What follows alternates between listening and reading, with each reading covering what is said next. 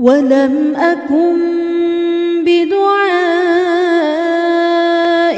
رب شقيا.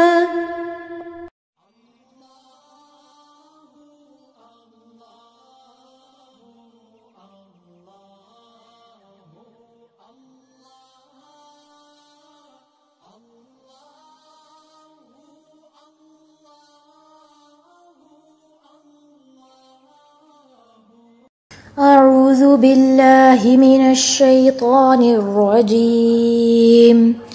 بسم الله الرحمن الرحيم. رب اشرح لي صدري رب اشرح لي صدري ويسر لي أمري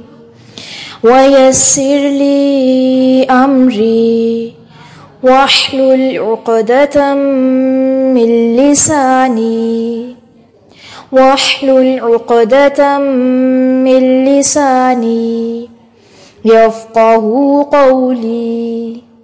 يفقه قولي واجعل لي